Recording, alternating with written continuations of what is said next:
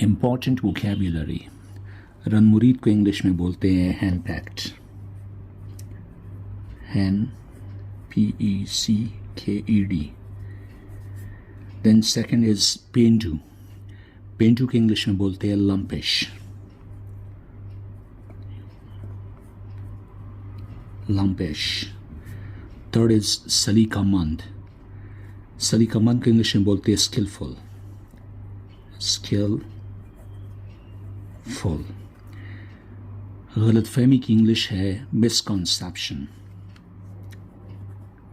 misconception,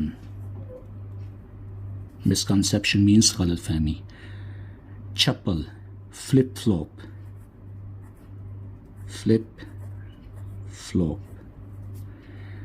आगे है आशिक, आशिक की इंग्लिश है paramour, paramour.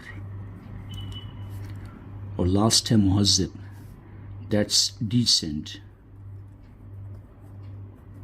Hope this vocabulary will bring a lot of changes in your life. Till then, may God bless you. Take care. Bye-bye.